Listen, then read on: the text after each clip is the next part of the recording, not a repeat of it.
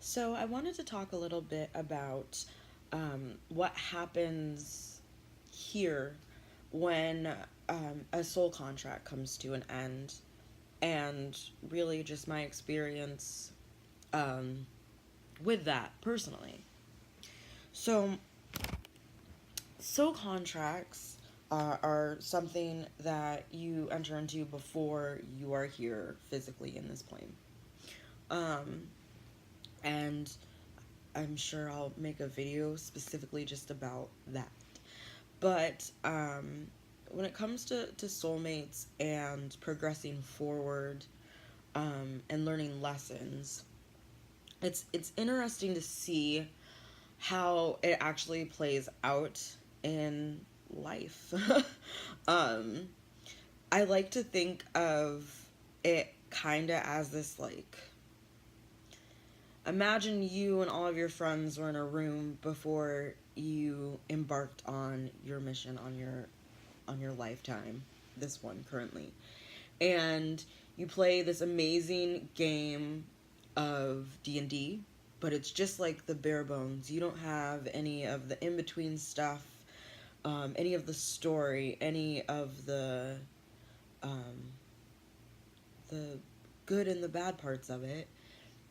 It's just the end game and the lessons that you learn at the end of every interaction with another person.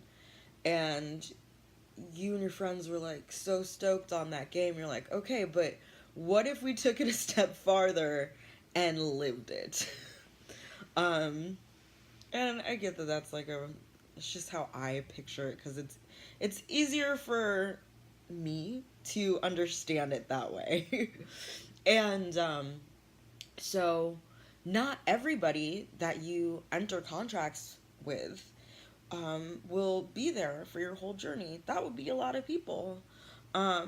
And I think that that's, I think, I think it's a hard subject because a lot of people want everyone to just be in their lives forever. It's kind of a weird thing that they push on people like, oh yeah, you should have friends from birth to death because, that shows growth.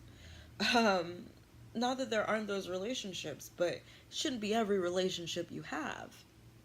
So after you've learned your lessons from each other, or one of you learns a lesson and somebody else has to repeat the lesson with somebody else in a different way, um there is there's a weird disconnect. um I've gone, and some might say it's my Taurus side, but I've gone decades without talking to people, like literally 10 years without talking to people. And they were people that I saw every single day and experienced um, part of learning about myself with. And, you know, I honor that time that we had together. Um, and I'm very thankful that I was able to move on from that point. Um, and that's kind of what it is after. So you're on a different vibration, um, to the point where you vibrated out of each other's lives, and it's kind of just like um, a place that you don't need to fill because, like I said, you've learned from that experience. So it really becomes a part of your puzzle and helping you see the big picture. Um, I have notes. um, so sometimes you will never see those people again, and you're just like, oh, thank you. Um, and and you can look back on that as the lesson. Sometimes sometimes I think that there are such big lessons that we need to learn that we have to revisit the lesson, maybe with the same person, maybe with making boundaries with new people. But I think I've definitely experienced with the relationships that were that meant more than, some of the more single serving friends I've had in my lifetime. Um, I've noticed recently that people that I've stopped talking to in the past couple years, let's round it up to 5, um, that energy will come back, and my whole being will be like, okay, do you want to do you want to serve this energy? Do you want to go back? Do you want to help? Do you want to try to make it different, or have you realized that that's not what this is about, and it's about being able to continuously draw that line in the sand? And uh, even in the past, just the past year, with the amount of things we've learned, um, Dorian and I, in our world, just having to shut people off um, from everything, it's been a roller coaster of, well, what do I do? Because this energy is still around. And during those times that it's like really hard for me, I definitely do cord cutting visualizations, because I think that's the most helpful for me, being able to visualize that relationship literally being severed from my energy. And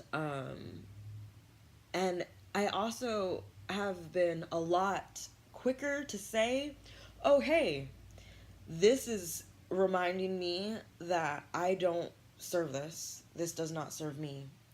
I'm done. Um, and sometimes it's been very hard to come to that conclusion, even though that was the only conclusion there was to come to. Um, Not so much in um, time that it takes me to realize it, but just reminding myself continuously, you've chosen this for a reason. Your energies do not mix. It's not a good idea. It's not helpful to anybody. In fact, it can trigger me to regress, um, pick up more toxic habits. And it's not necessarily because the person themselves is toxic. It's because when our energies come together, it makes something that's not compatible with either of our energies.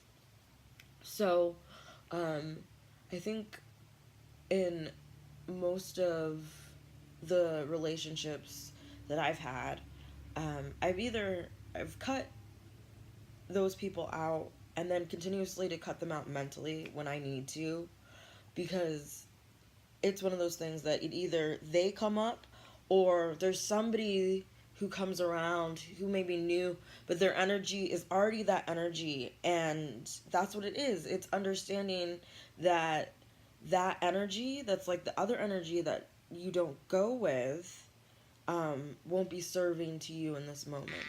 And being able to recognize that before, rather than needing to learn the same lesson over again.